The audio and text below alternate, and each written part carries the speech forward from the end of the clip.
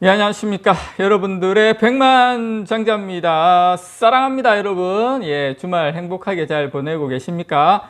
자, 오늘 제가 아버지를 아버지라 부르지 못하는 이 홍길동전에 나오는 명대사죠. 이 아버지를 아버지라 부르지 못하는, 자, 그걸로 여러분들에게 썰을 정말 재미있게 한번 풀어드리도록 하겠습니다. 자, 우리 다 아는 거짓말 제가 한번 일단 요 이야기로 한번 시작을 해볼게요. 자, 환율이 갑자기 막 급락을 해요. 환율이 급락을 하면 어떻게 됩니까? 이제 기재부에서 이제 기자들이 이제 질문을 하죠. 이제 뭐 질문합니다. 질문하면 보통 이제 경제부총리가 나와서 이제 외환시장에 대해서 이제 그 이야기를 해요. 이야기를 하면 답변이 어떻게, 환율이 지금 막 이렇게 급락하는데 정부에서는 어떻게 할 겁니까? 하면은 보통 99.5%가 이런 이야기 합니다. 면밀히 시장을 주시하고 있다. 하지만 정부는 인위적인 개입은 없다. 시장 상황에 맡길 것이다. 이렇게 기재부의 부총리가 항상 요 이야기를 해요. 그런데 그거 고지고대로 믿는 사람 아무도 없습니다. 참고로. 예, 물론 뭐 순진하신 분들도 믿으시는 분 계시겠지만 당연히 정부에서 시장 개입을 하죠. 그렇지만 공식적으로는 시장 개입은 없다. 인위적인 개입은 없다. 자, 시장과 업계에서는 삼성전자가 실질적으로는 감산에 돌입을 하지만 이를 감산이라고 언급하지 않는다고 생각을 하고 있습니다. 아버지를 아버지라 부르지 못하고 있다. 왜 그렇냐? 왜? 그 이야기 여러분들하고 같이 한번 풀어보는 시간 가져보도록 하겠습니다. 자, 삼성전자가 여러분 감산을 공식화한다는 것은 삼성전자가 곧 이 현 상황을 버텨낼 수 없다는 것을 자인하는 것과 똑같습니다. 우리 감산 없어. 우리 맷집 튼튼해. 우리 우통 벗으면 근육 많이 있어. 요 이야기를 하고 싶은 거예요. 우리 돈 많아.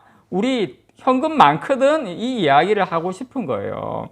또 삼성전자 입장에서 당장 수익은 낼 수 있겠지만 감산을 하면 장기적으로는 시장 지배력을 잃을 수도 있다.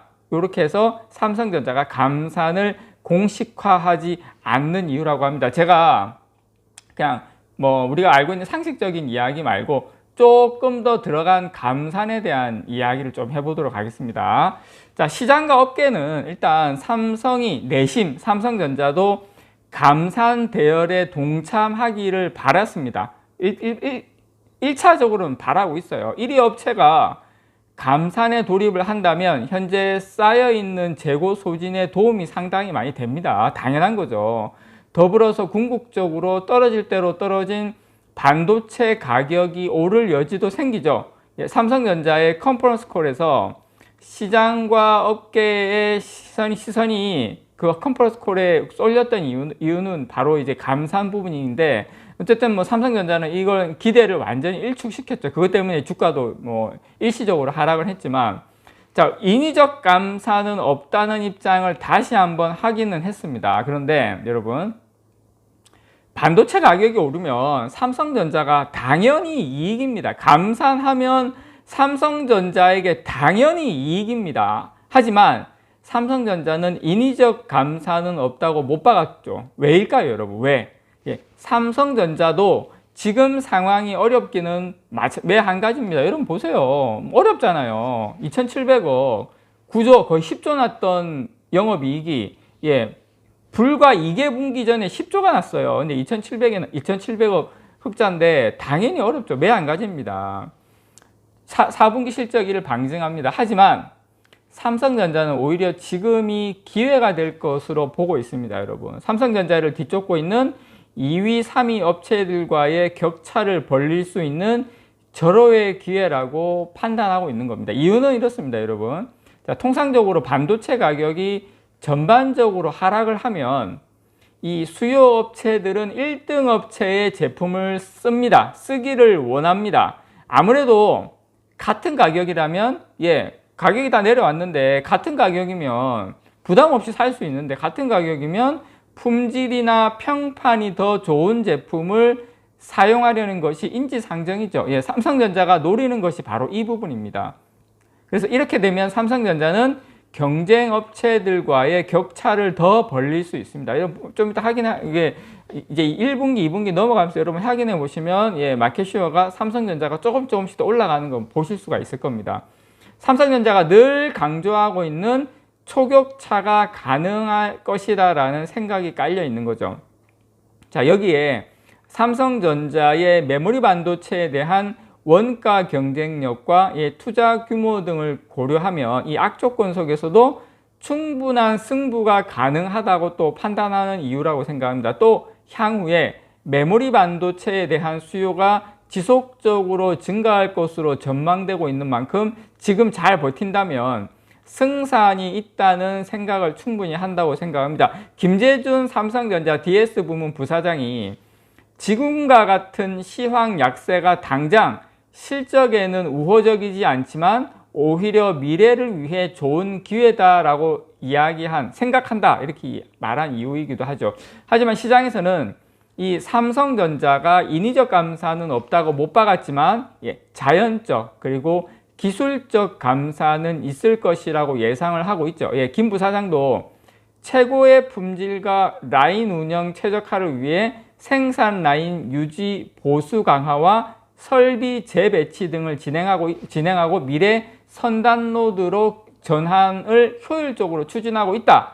이 과정에서 단기 규모의 비트 그로스 영향은 불가피하다 이렇게 여지를 남겼는데, 자, 삼성전자는 올해 작년 수준의 시설 투자를 유지할 것이라고 밝혔죠. 통상적으로 이 시설 투자를 하게 되면 이 생산 설비 재배치, 그 다음에 라인 유지 보수 강화, 그 다음에 R&D 생산 여력 확대 이런 쪽으로 돌입을 합니다. 그래서 이 제품 생산 대신 그 여력을 개발로 돌려서 자연적으로 생산을 줄이는 효과를 가져옵니다. 삼성전자로선 인위적 감사는 하지 않겠다 말을 지키는 것과 동시에 실질적으로는 제품 생산량을 줄일 수 있는 묘책이죠. 자, 의미 있는 수준의 비트 영향이 불가피하다는 말은 감산을 감산이라 부르지 못하는 삼성전자로서는 사실상의 감산을 저는 애들로 표현한 것이라고 생각을 합니다. 의미 있는 수준의 비트 영향이 불가피하다 이렇게 표현을 했는데, 그거는 당연히 감산하는 건데 감산이라 말하지 못하는 거다. 어차피 이거 감산이라고 우리가 해석을 해야 된다 이겁니다. 그래서 라인 운영 최적화와 이 유지 보수 강화는 실질적으로 장비를 여러분 일정 기간 멈춰야 하기 때문에 가동률과 생산이 줄어들 수밖에 없습니다. 무슨 말이냐면 이게 감산이라는 거죠. 그래서 엔지니어론과 이 설비 투자의 R&D 비중 증가는 양산 라인 대신에 R&D 라인의 생산 능력이 늘어나 그만큼 생산이 준다는 의미입니다. 그래서 여러분께 말씀드리고 싶은 것은 삼성전자가 실질적으로는 감산에 돌입하지만 우리의 뭐라고 해야 됩니까?